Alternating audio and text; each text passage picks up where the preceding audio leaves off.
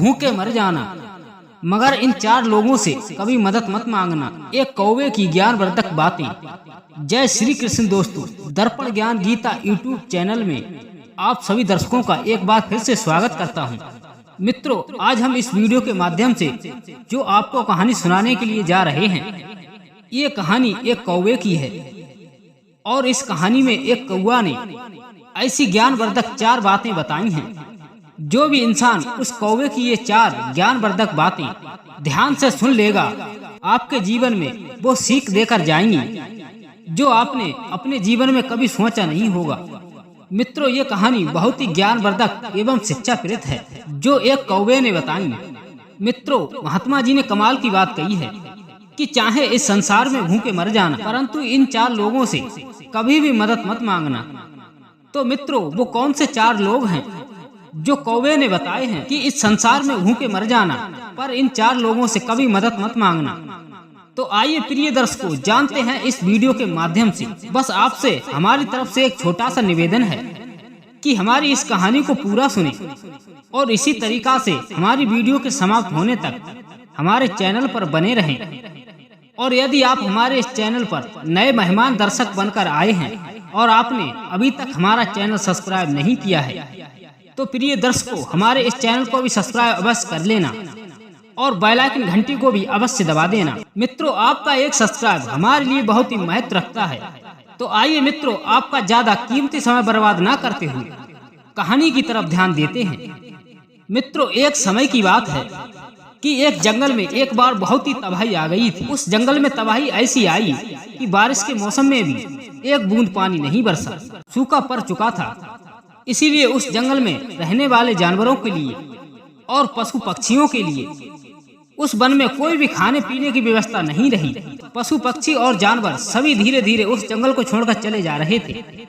मित्रों, उसी जंगल में एक कौवा का जोड़ा रहता था और वो दोनों एक वृक्ष की डाल पर बैठे थे। और कौवा की पत्नी जो थी कौवी, वो बहुत ही भूखी थी क्योंकि 3 दिन हो चुके थे।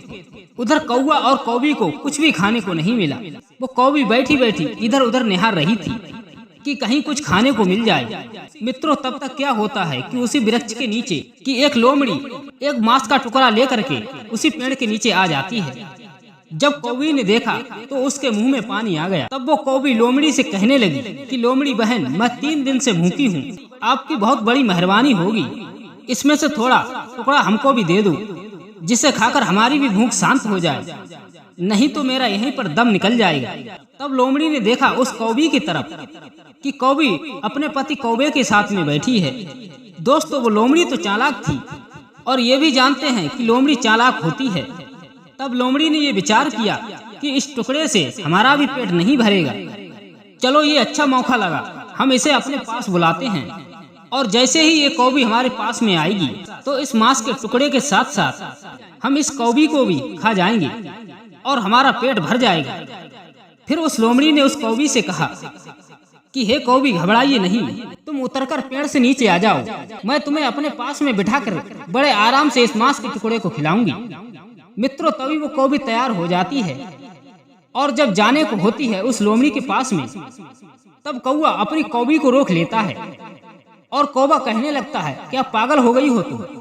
ये हमारी तुम्हारी दुश्मन है, ये शिकारिन है, यदि तुम नीचे गई तो ये तुम्हें मार कर खा जाएगी। तब कौवी कहती है, नहीं महाराज, मैं जाऊंगी जरूर, ये हमारे साथ ऐसा नहीं करेगी। तब वो कौवा फिर से समझाता है, तुम मेरी बात को समझो, तुम इसके पास मत जाओ, अन्यथा ये तुम्हें मार कर खा जाएगी। कौवी उस कौवे की बात को फिर भी नहीं समझती है। तब कौवा कहता है कि ऐसे तुम नहीं समझोगी, चलो मैं तुम्हें एक कहानी सुनाता हूँ, तुम ध्यान से मेरी कहानी को सुनो, उसके बाद तुम चली जाना। मित्रों, तब वो कौवी अपने कौवे के पास में बैठ जाती है और कौवे की कहानी को सुनने लगती है। तब कौवा समझाने लगा कि सुनो कौवी, कुछ समय पहले की बात है, इसी जंगल में एक विशाल बरगद का पेड़ था और इसी बरगद के पेड़ पर एक तोता और एक तोती रहते थे और इसी बरगद के पेड़ पर एक तोता और एक तोती रहते थे और उसी बरगद की जड़ पे एक विषैला सर्प रहता था। जब भी वो तोती भोजन की तलाश में जाती थी और उसके अंडे अकेले रह जाते थे, तो वो सर्प अपनी खोज से निकलता था और उसके अंडे को खा लेता था। कभी कभी तो बच्चे भी बन जाया करते थे, तो वो सर्प बच्चे को भी खा लेता था। ये सब देखकर वो तोती बहुत ही परेशान हो गई। उस तोती के साथ में ऐसा कई बार हुआ। वो तोती जब भी अंडा देती थी तो वो विषैला सर्प उस अंडे को खा लेता। तब वो तोती बड़ी परेशान हुई और वहीं बैठी बैठी रो रही थी और साथ में वो तोता भी बैठा बैठा रो रहा था। तब थोड़ी देर में क्या होता है, उसी एक बरगद की डाल पर एक जलकौआ आ जाता है। तब जलकौआ ने जैसे ही देखा कि ये तोती तो रो रही है, तब जलकौआ पूछने लगा तोती से कि क्या हुआ तोती, तुम बैठी बैठी क्यों रो रही हो। तब तोती ने अपनी सारी कहानी सुना डाली और तोती ने कहा, मेरे साथ ऐसा कई बार हुआ है। मैं जितनी बार अंडे देती हूँ और उतनी ही बार मेरे बच्चे होते हैं और इसी पेड़ की जड़ पे एक सर्प रहता है, वो हर बार आकर मेरे बच्चे और अंडों को खा लेता है। हम इस बात से बहुत परेशान हैं। हम भला कर भी क्या सकते हैं, क्योंकि हम उससे अपना बदला भी नहीं ले सकते और हम उससे लड़ भी नहीं सकते। वो बहुत ही खतरनाक और विषैला है। तब उस तोती की ऐसी दुखभरी दास्तान सुनकर की उस जलकौआ को तरस आ जाता है। तब वो कौवा कहता है कि तुम्हें नहीं मालूम, अब आप हमारे साथ चलिए, पास में ही एक तालाब है, हम उसमें से एक मछली पकड़ कर के लाएंगे। तब तोती कहती है, मैं आपकी बात को समझी नहीं। तब वो जलकौआ समझाता है, यदि शत्रु पहलवान हो और बड़ा हो और हम पर भारी पड़ जाए और उससे जाकर लड़ ना सको तो उसे अपनी बुद्धिमानी से हराना चाहिए। तब तोती ने कहा, वो कैसे।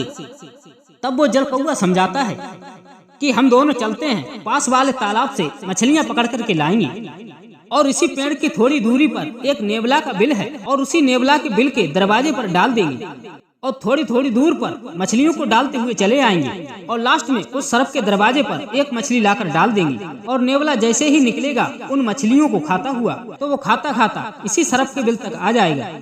तो वो सर्प को देखेगा और सर्प को मार देगा और तुम्हारा दुश्मन भी खत्म हो जाएगा। मित्रों, जब तोती ने उस जलकौआ की ऐसी बातें सुनी तो उसे जलकौआ की बातों पे भरोसा हो गया। तब वो तोती अपने तोते को साथ लेकर और जलकौआ को साथ लेकर उसी तालाब के पास जाती है और उस तालाब से मछलियों को पकड़ती है। सबसे पहले मछली लाकर उस नेवले के दरवाजे पर रखी, उसके बाद फिर गई, फिर एक मछली थोड़ी दूर पर और रखी। ऐसे ही बार बार रखते हुए वो सर्प के दरवाजे पर आ जाते हैं और एक मछली लाकर उसी सर्प के दरवाजे पर रख देते हैं और जाकर उसी पेड़ पर बैठ जाते हैं। तब वो जलकौआ कहने लगा उस तोती से, अब हम दोनों देखते हैं कि क्या नजारा होता है। मित्रों, इधर क्या होता है थोड़ी देर के बाद में कि जब नेवला उस बिल से बाहर निकल कर आता है और जब दरवाजे पर उसने मछली को पड़ा हुआ देखा तो वो भगवान को धन्यवाद देने लगा और कहने लगा, हे प्रभु, आप तो बड़े मेहरबान हैं कि भोजन तो चलकर स्वयं हमारे दरवाजे पर आ गया। और उस मछली को वो नेवला खाता है। उसके बाद में वो नेवला और आगे बढ़ता है तो उसे मछली एक और मिल जाती है और उसे भी वो खा लेता है। तो वो फिर से आगे बढ़ता है और जाकर के उसी सर्प के दरवाजे पर पहुंच जाता है। फिर उस नेवला ने उस मछली को भी खा लिया।